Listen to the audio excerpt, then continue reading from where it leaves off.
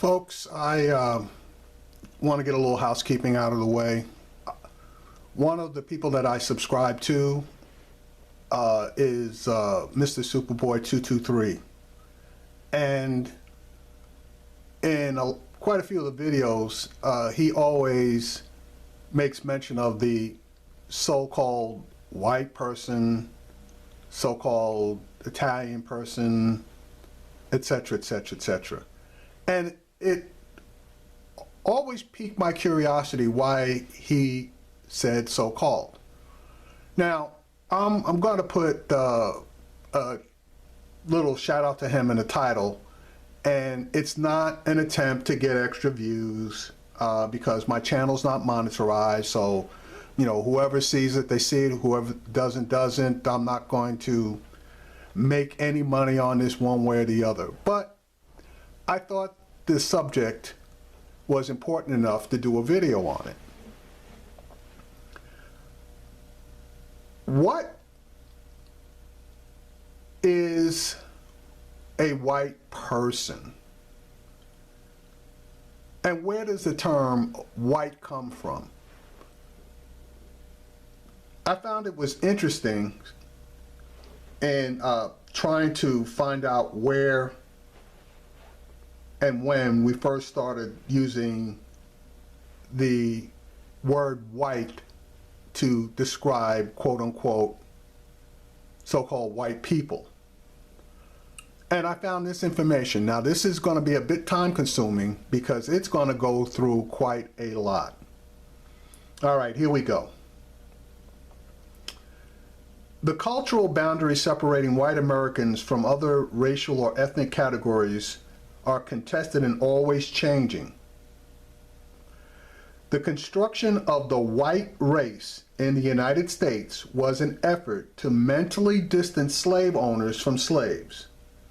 By the 18th century, white had become well established as a racial term. The process of officially being defined as white by law often came about in court disputes over pursuit of citizenship. The Naturalization Act of 1790 offered naturalization only to any alien being a free white person. In at least 52 cases, people denied the status of white by immigration officials sued in court for status as white people. By 1923, courts had vindicated a common knowledge standard, concluding that scientific evidence was incoherent. A legal scholar, John Turanian, argues that in reality, this was a performance-based standard relating to religious practices, culture, education, intermarriage, and a community's role in the United States. Now, interesting, as of today, the percentage of white people, quote unquote, is broken down as follows.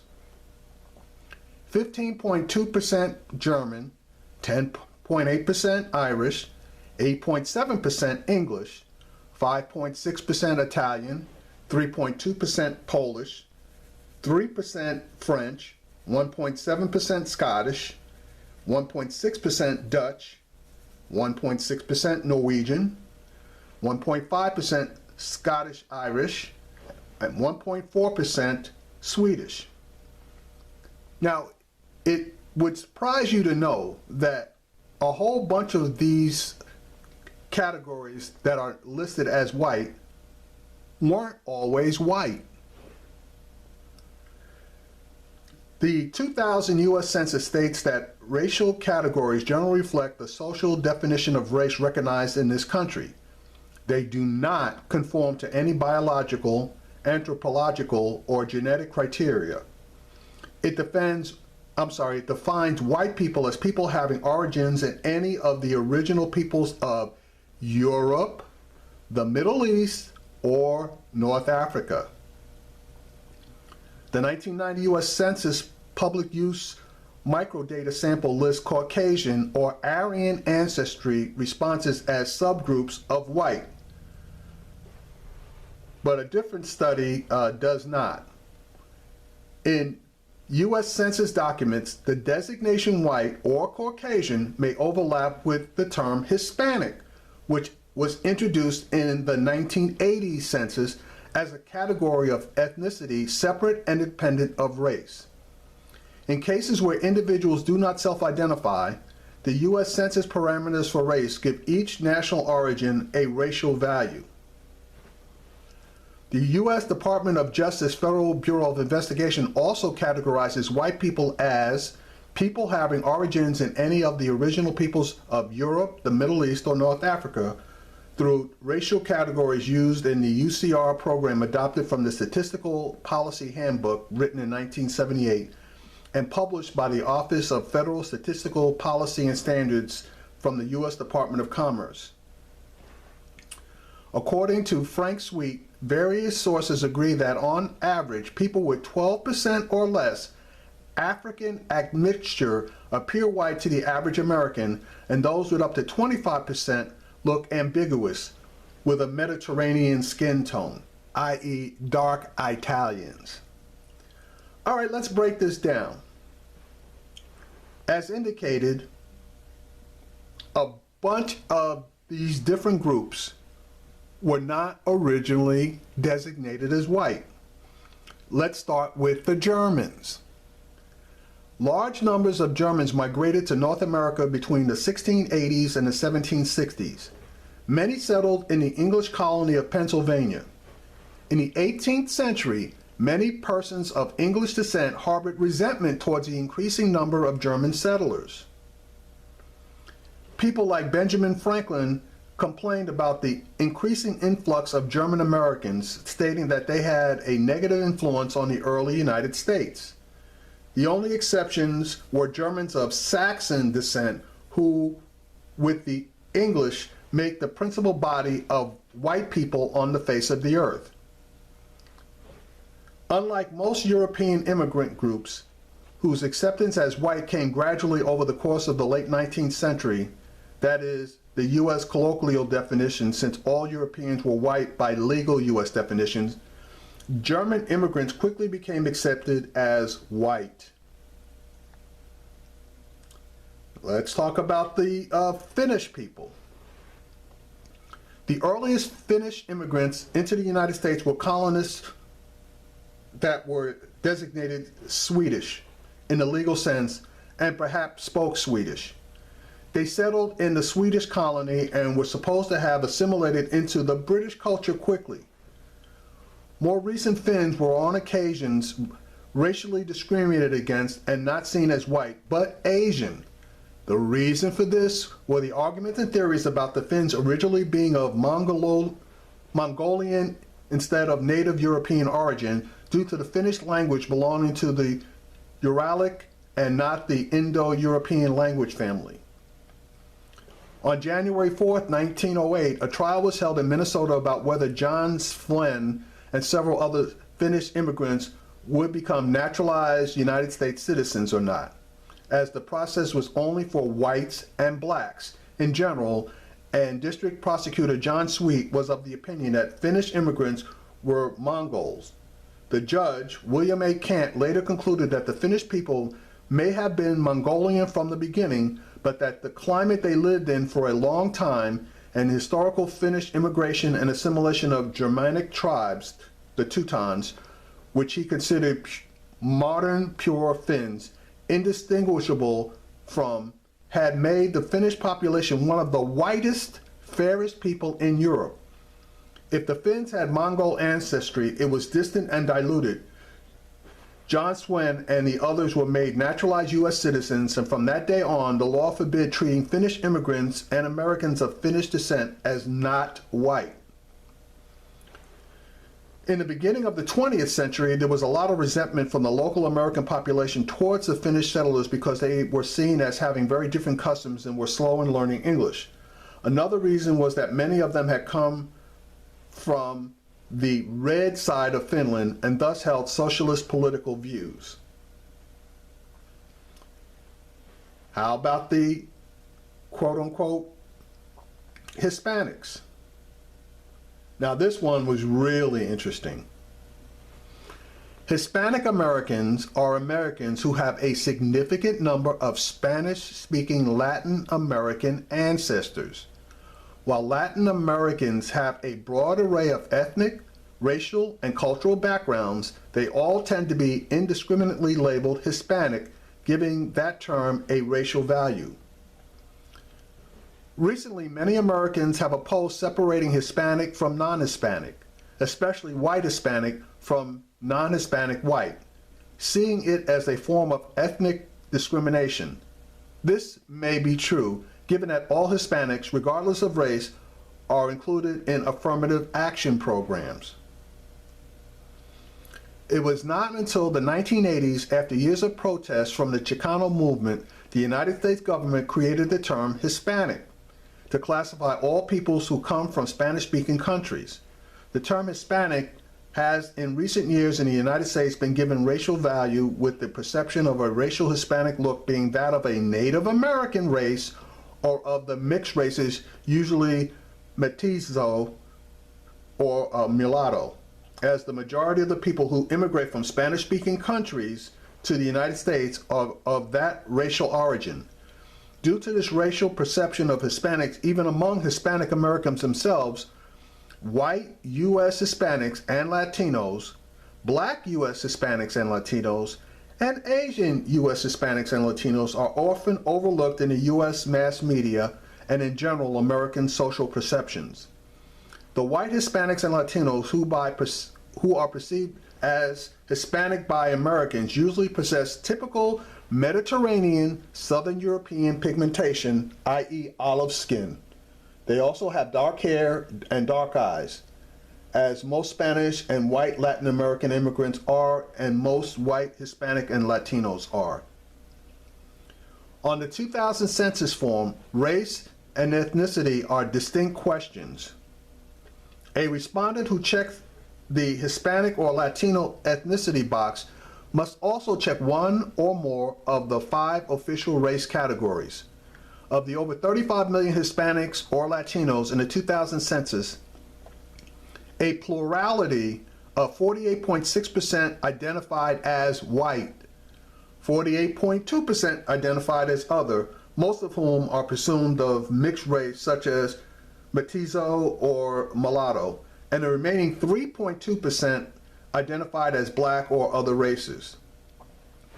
By 2010, however, the number of Hispanics identifying as white had increased by a wide margin since the year 2000 on the 2010 census form. Of over 50 million people who identified as Hispanic or Latino, a majority, 53%, identified as white, 36.7% identified as others, most of whom are presumed of mixed races such as mestizo or mulatto. 6% identified as 2 or more races, 2.5% identified as black, 1.4% identified as American Indian and Alaskan Native, and the remaining 0.5% identified as others. Interesting. So now Hispanic people are allowed to designate themselves as white, and it's allowed by the U.S. government. The media and some Hispanic community leaders in the United States refer to Hispanics as a separate group from all others, as well as whites and the white majority. This may be because white is often used as shorthand for non-Hispanic white. Thus, the non-Hispanic population and some Hispanic community leaders refer to white Hispanics as non-Hispanic whites, and white Hispanic actors, actresses in media are mostly given non-Hispanic roles, while in turn are given the most roles in the U.S. Hispanic mass media, that the white Hispanics are overrepresented and admired in the U.S. Hispanic mass media and social perceptions. Multiracial Latinos have limited media appearance. Critics have accused the U.S. Hispanic media of overlooking the brown-skinned, indigenous, and multiracial Hispanic and black Hispanic populations by overrepresentation of blonde and blue-green-eyed white Hispanic and Latino Americans who resemble Scandinavians and other Northern Europeans, rather than they look like white, Hispanic, and Latino Americans, mostly of typical Southern European features, and also light-skinned mulatto and mestizo Hispanic and Latino Americans, often deemed as white persons in U.S. Hispanic and Latino populations, if achieving the middle class or higher social status, especially some of the actors on telenovelas. Those are Spanish soap operas. A person that you might recognize by name and picture is Cameron Diaz. Looks like a white person. She's Hispanic. Okay. Anyway. The Hispanics, some of these Hispanics are something else. Now, Mexican Americans. The official racial status of Mexican Americans has varied throughout American history. From 1850 to 1920, the U.S. Census form did not distinguish between whites and Mexican Americans, so they were considered white. In 1930, the U.S. Census form asked for color or race, and census enumerators were instructed to write W for white and MEX for Mexican. In 1940 through 1950, the census reverted its decision and made Mexicans white again, and thus instructions were to report white W for Mexicans unless they were definitely of full indigenous Indian or other non-white races, such as black or Asian.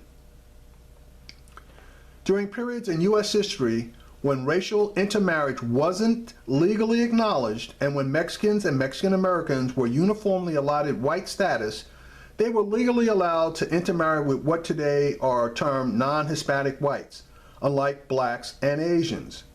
They were allowed to acquire U.S. citizenship upon arrival, served in all-white units during World War II, could vote and hold elected office in places such as Texas, and especially in San Antonio.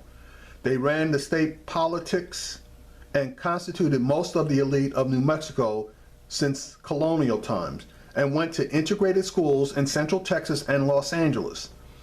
Additionally, Asians were barred from marrying Mexican Americans because Mexicans were legally white. U.S. nativists in the late 1920s and 1930s, mostly due to the social, xenophobic, and economic climate of the Great Depression, tried to put a halt to Mexican immigration by having Mexicans and Mexican Americans declared non-white by virtue of their Indian heritage.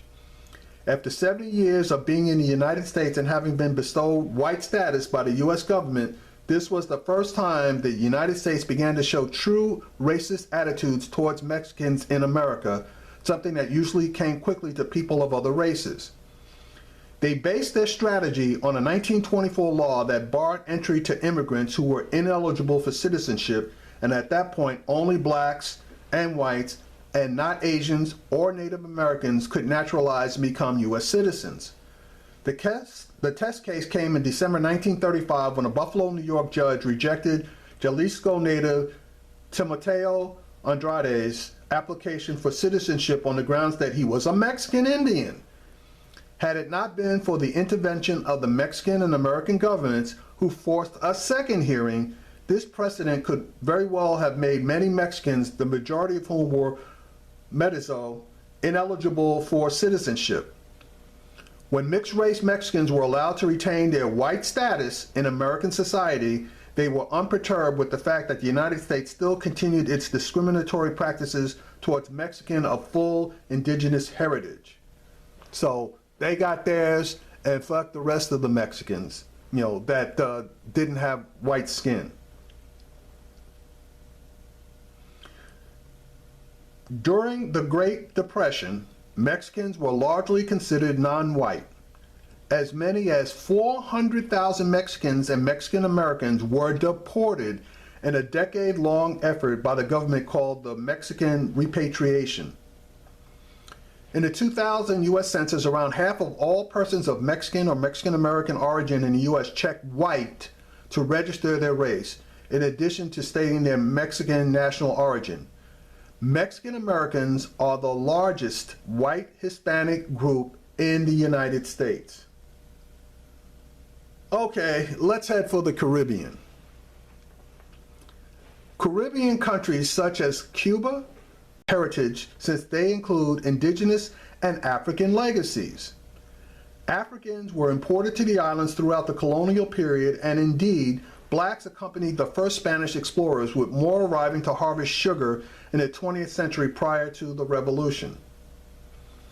Cuban Americans and Puerto Rican Americans exemplified this complex ethnic status. The Cuban exiles and the Puerto Rican who migrated entered the United States before 1959 tended to be of European ancestry, most particularly Spanish ancestry, i.e. coming from Spain, and therefore widely considered white.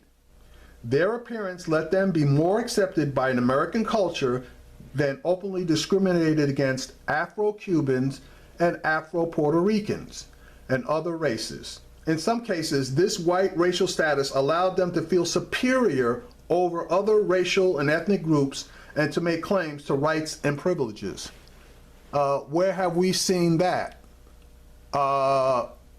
Little Havana down in Miami, maybe? Okay. Native Americans, who are the only true Americans, let us say. In Oklahoma, state laws identify Native Americans as legally white during the Jim Crow era of segregation. In the late 19th and 20th centuries, many saw American Indians as people without a future who should be assimilated into a larger American culture. Tribal membership was frequently defined according to so-called blood quantum standards, proven through a certificate of degree of Indian blood, so that people of mostly white ancestry and more distant Native ancestry excuse me, were denied any formal ties with their ancestral tribe. This led to the classification of increasing numbers of people of distant indigenous ancestry as white. This trend has been reversed in census figures of recent decades, which show increasing self-identification among mixed-race people as ethnically, culturally Native American. However, according to the 2000 census, you must know the tribe and maintain contact with that tribal community. American Indian and Alaskan Native. A person having origins in any of the original peoples of North and South America, including Central America, and who maintain tribal affiliation or community attachment. And see, now this, in my mind, created a problem because there are a lot of black people out there that have Native American blood in them, and some of us quite a bit. But when you go back to your particular tribe, they tend to want to give you a lot of shit and not want to acknowledge the fact that you do have ties to Native Americans. So, you know, that's just something that's going to have to get worked out, hopefully sooner or later. All right, the next group, Asian Americans. Central and West Asian Americans. Middle Eastern Americans have often maintained a complex relationship to whiteness. In 1910, a congressman introduced a bill that classified Armenians, Assyrians, and Jews as Asiatics, but nevertheless approved their claims to U.S. citizenship. However, some Syrians, Afghans, and Arabs have occasionally been denied naturalization after being designated non-white. Armenians were classified by the courts as white with the help from the testimony of anthropologist Franz Boas. In 1909, the Superior Court and the Department of Justice in Washington, D.C. ruled on a case that defined Middle Easterners and their racial distinction. According to the Arab American Historical Foundation and the Los Angeles Herald, a case in which George Shishim, a Lebanese policeman, arrested a white man who claimed that because Shishim was Lebanese, he must not be racially white, but rather Chinese-Mongolian. Shishim, his attorneys, and the Syrian, Lebanese, and Arab American communities rallied to prove that Lebanese, Syrians, and all Arabs and Middle Easterners were in fact white. to both gain official citizenship in the United States as well as avoid other exclusive and restrictive penalties of being labeled as Asian. One of Shisham's arguments appealed to the white justices' desire to connect to their revered religious figure, Jesus. Shisham said, "If I am a Mongolian, then so was Jesus, because we both came from the same land." As noted in the 1909 publication of the Proceedings of the Asiatic Exclusion League, the presiding Judge Hutton concluded that Syrians had descended from Hebrews who descended from the Semitic family of the Indo-Aryan race, but because the Mongol conquerors had killed the Syrian men and inbred with the Syrian women, Western nations had been unable to restore the Syrians' original characteristics. Shisham won his case and was granted citizenship, and Middle Easterners were thereafter legally considered white in the United States. Rulings made from cases like the Shisham case, the Equal Employment Opportunity Commission regulations also decided on explicitly defining white as original people of Europe, North Africa, or the Middle East. Although Middle Eastern Americans are presently classified as white, many members of these groups, including Jewish Americans, Israeli Americans, North African Americans, and Arab Americans, often do not consider themselves white. Yeah, really. Not today. In addition, the United States Census Bureau is presently finalizing the ethnic classification of Middle Eastern and North African, initials MENA populations. This process does not yet include the Sikhs, although a number of lobbying efforts are underway. In 2012, prompted and passed in part by post 9/11 discrimination, the Arab American Anti-Discrimination Committee petitioned the Department of Commerce's Minority Business Development Agency to designate the MENA populations as a minority disadvantaged community. So it's funny, when these people felt that being white was an advantage, they were jumping up and down about that. But when it became an advantage in order to get money, grants, etc. from the US government, now all of a sudden they want to be designated as a minority. I love these people when they try to have it both ways.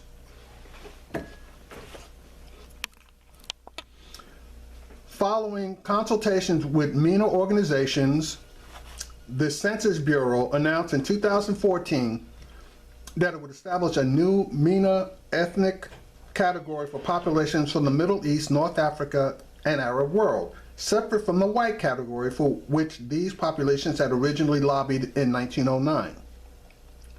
The expert groups felt that the earlier white designation no longer accurately represented people of the MENA identity and had successfully lobbied for a distinct categorization. Jewish Americans in particular have maintained an especially complex relationship to whiteness. Although Jews are sometimes perceived as a white group, many Jews nevertheless do not feel that they are white. That's bullshit. And often identify themselves and are identified by others as a separate minority, according to one source, though not supported by census records of the period, which recorded all Jews as white. And that's what the majority of them think they are. Jews in America did not become accepted as white until the 1940s. As early as 1911, anthropologist Franz Boas purported in The Mind of Primitive Man that no real biological chasm separated recent immigrants from Mayflower descendants. Therefore, claims of difference were based on prejudice, whether religious or ethnocultural, and had no biological basis. However, more recent genetic studies on Jews have found a closer relationship between Ashkenazi, Sephardi, Mizrahi Jews, and other native populations of the Fertile Crescent, which is in Africa, than other Jews and their former host populations in Europe and North Africa. Some scholars believe their transition to whiteness took place in the 1960s and 70s, partly as a reaction against an increasingly apparent blackness, although others contend that Jews are still generally excluded from white privilege.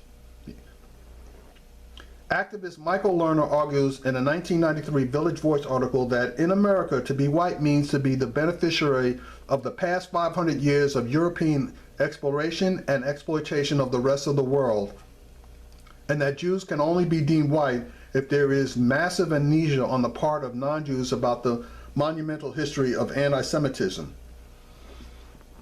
African-American activist Cornel West, in an interview with the United States Holocaust Memorial Museum, has explained, even if some Jews do believe they're white, I think they've been duped.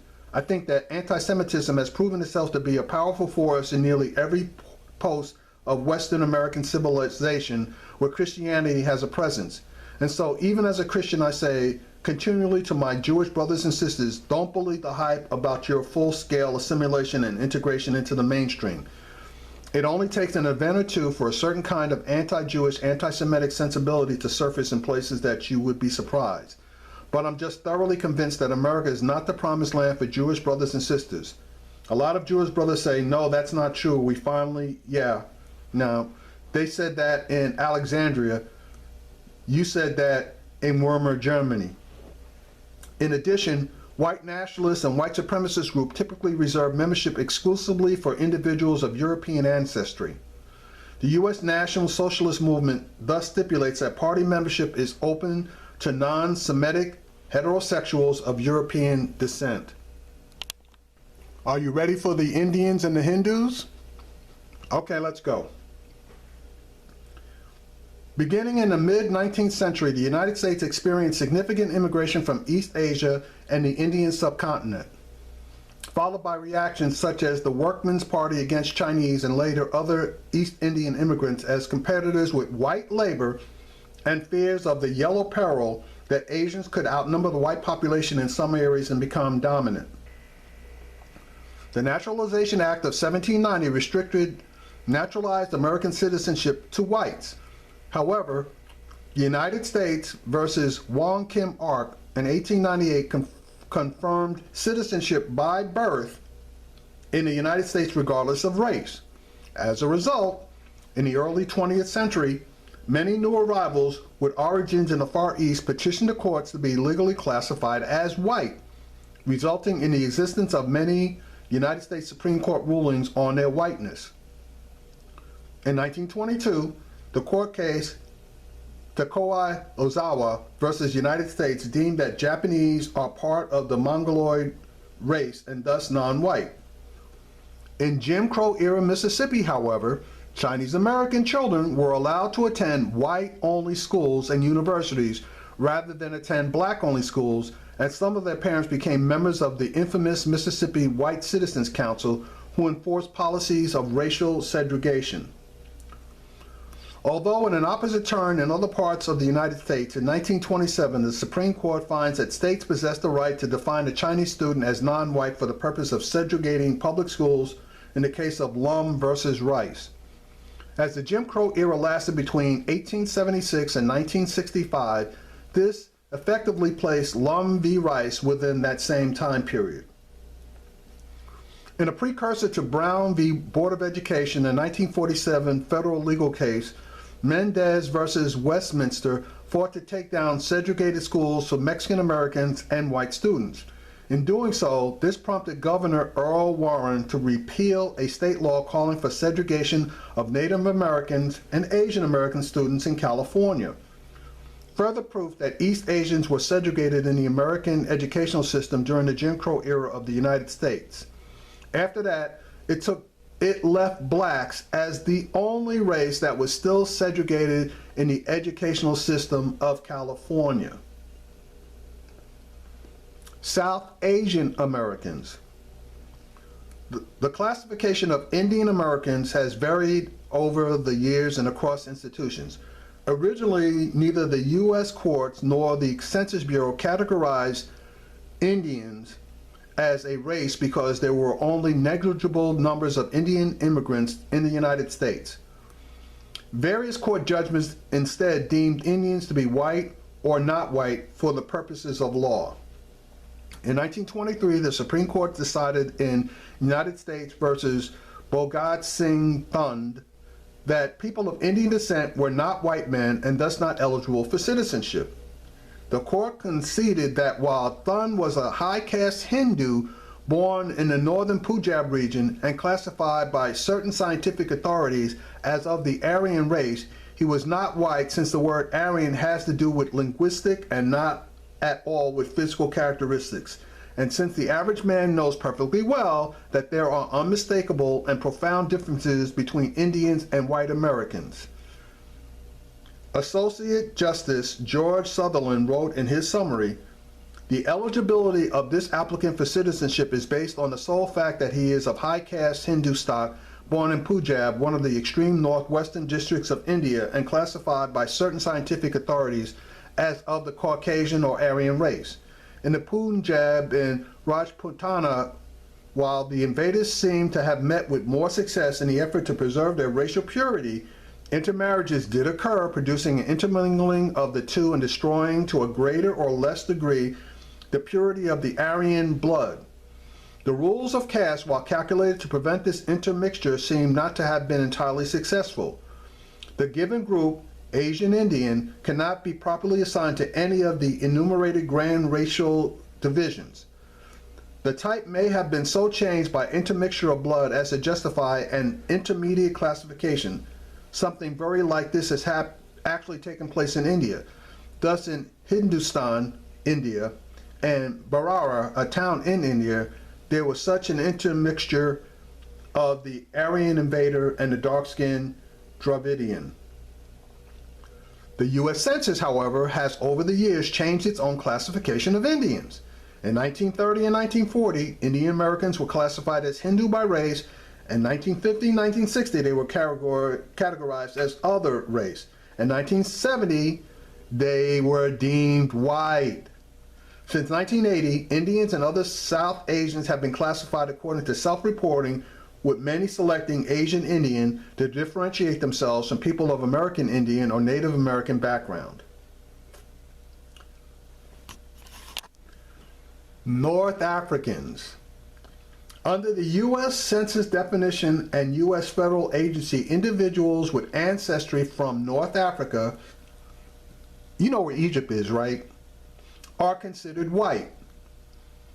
The Equal Employment Opportunity Commission regulations also implicitly define white as original people of Europe, North Africa, or the Middle East. Most North Africans in the U.S. are of native North African origin, including Berbers, Copts, Arabs, Arab Berbers, and Egyptians. They are among the most numerous Arab American groups. African Americans and admixture. Laws dating from the 17th century colonial America excluded children of at least one black parent from the status of being white. Early legal standards did so by defining the race of a child based on a mother's race while banning interracial marriage, while later laws defined all people of some African ancestry as black, the one-drop rule, under the principle of hypodescendant. Some 19th century categorization schemes define people with one black parent, the other white, as mulatto, with one black grandparent as quadroon, and with one black great-grandparent as octoroon.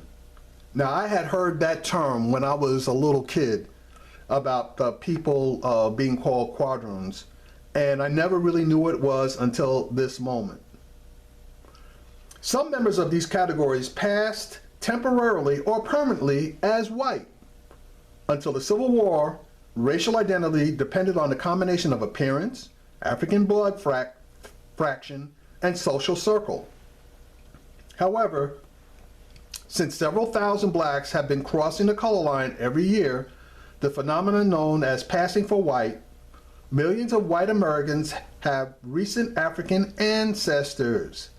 The statistical analysis done in 1958 estimated that 21% of the quote-unquote white population had African ancestors.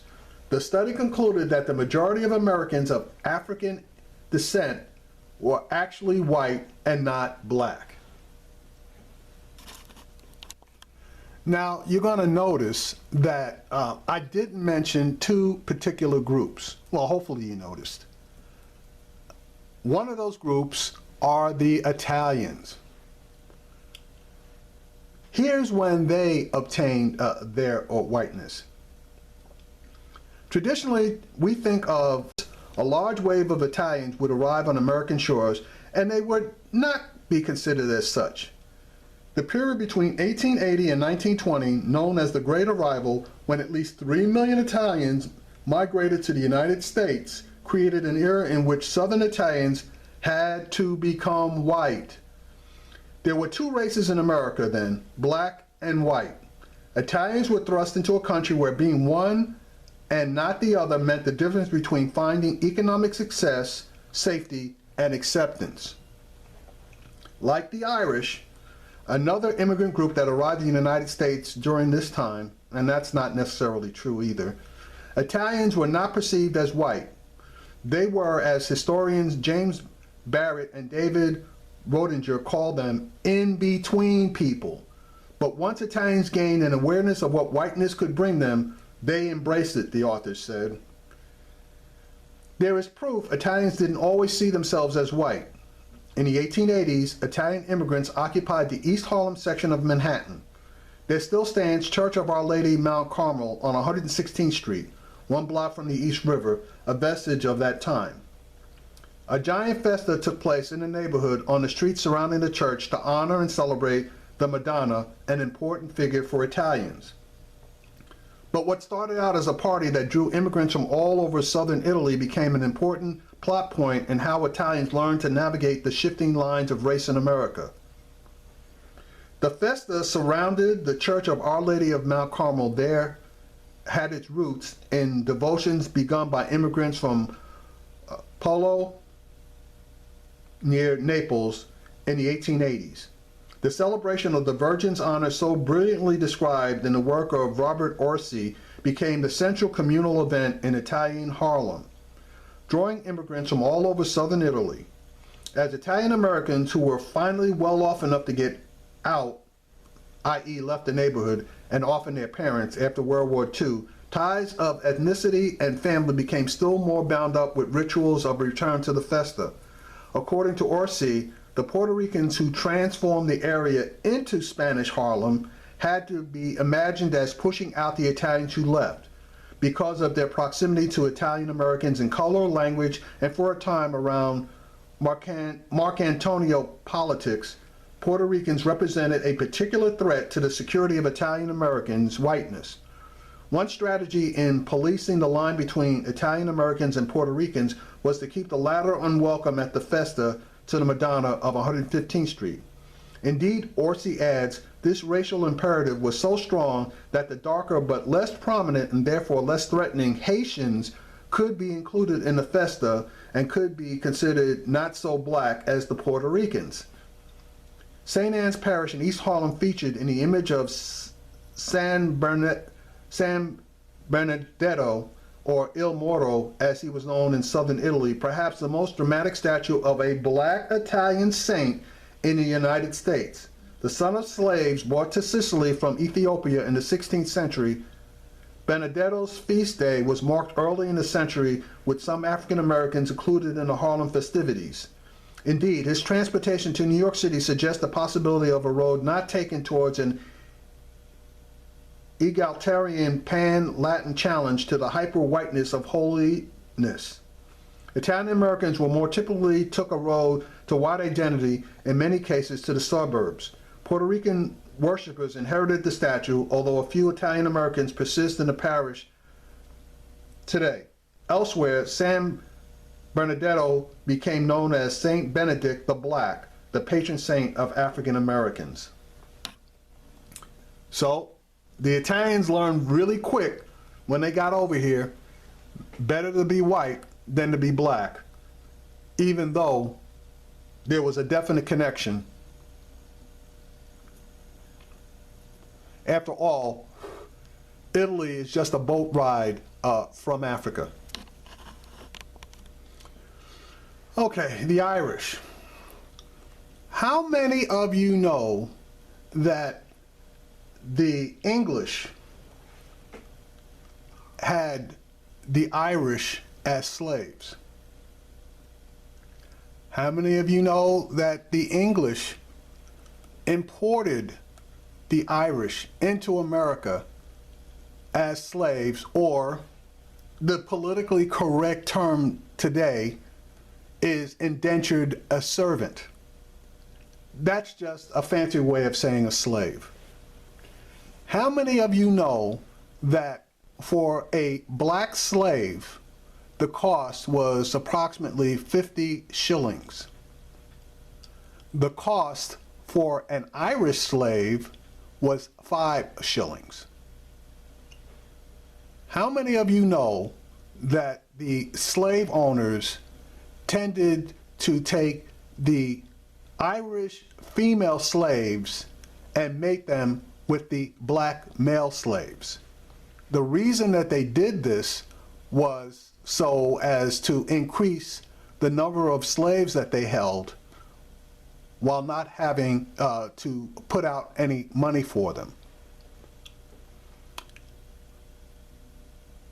Just as with black slaves who in any way obtained their freedom, their spouses, if they weren't also freed, and children remained the property of the slave master. Well, guess what? That same situation occurred when an Irish person, particularly an Irish woman, was able to obtain her freedom. Her children still remained the property of the slave master. Now, fortunately for them,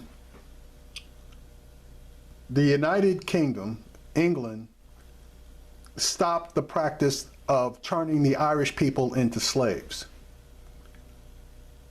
And America did so pretty much at the same time. But the Irish were still considered of low class. They weren't considered white at that point.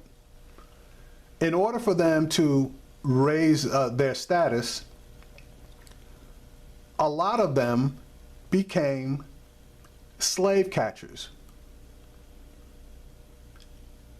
If you think I'm joking, do the research for yourself. After the Emancipation Proclamation, when the black slaves were freed, the Irish changed their profession from slave catcher to sheriffs. They became the police. You ever wonder why when a police officer in New York City is killed and they have a public funeral, why they're always playing bagpipes? They're playing bagpipes for the historical significance of their ancestors, for the most part, or for the police department's history, for the most part, being that of Irish descent. Now, I'm going to give you some information regarding the Irish and the fact that they still weren't considered white into the mid to late 19th century. When the Irish, who were poor and Catholic, and that was the reason why the English hated them, because the English were Protestants, and they hated the Irish Catholics. Anyway, the Irish jettisoned the core of their identity, the long struggle for freedom. They joined in the oppression of African Americans. That's why they became slave catchers and later on police. Okay? And to this day, that's kind of controversial, but it's just the truth. In the 18th century, the Irish immigrants had much in common with African Americans. They were in some places nicknamed Negroes turned inside out, while African Americans would be smoked Irish. a quip attributed to an African American went something like this: "My master is a great tyrant. He treats me like a common Irishman." In the census of 1850, the term mulatto appeared for the first time due primarily to intermarriage between Irish and African Americans. And remember I told you that the slave masters bred black men with Irish women? Well, when the playing field was level between the Irish and blacks, obviously they got along real well. It was only after the Irish obtained their step up in status above the slaves or black people that severe problems festered. The white Protestant business establishment believed amalgamation among the races would begin with the Irish and African Americans, which it should have. The resulting united front of labor would have increased wages, something the establishment did not want. However, this alliance of the oppressed did not happen. The Irish supported the continuance of slavery, turning their backs on the abolitionist cause despite urgings of many people.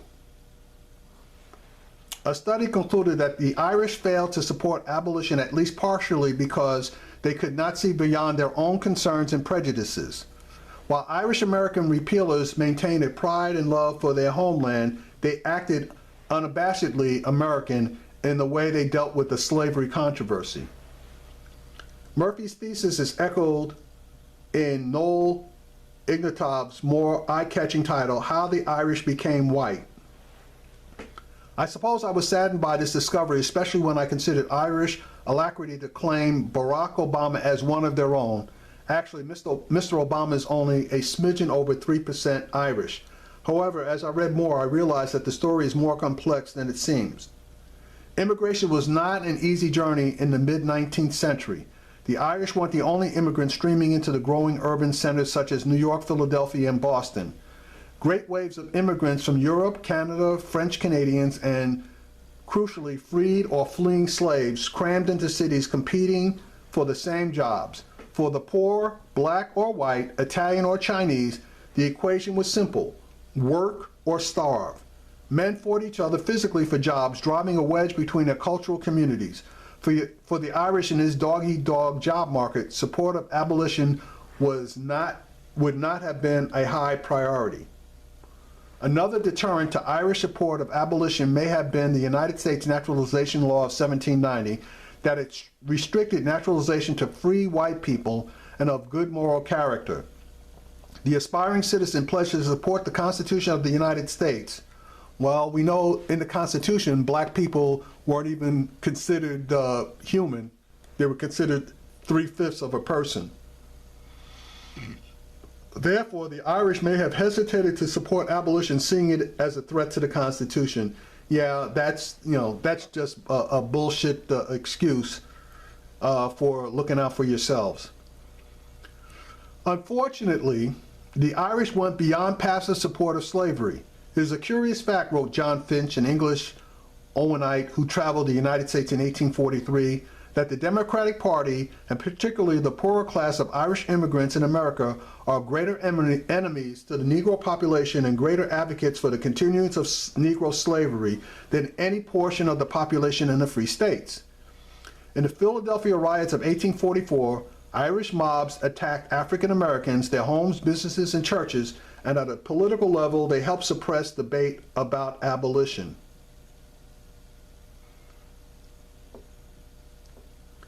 So it was only deep into the 18th century to the beginning of the 19th century that the Irish were finally able to obtain whiteness. Now, I know that's a lot. It's a long video, but it was just on my mind, and I felt like I had to pretty much do this so that I believed my friend Harvey would have a little bit of backup when he talks about Italians, Irish, and other ethnicities with the privilege of being called white.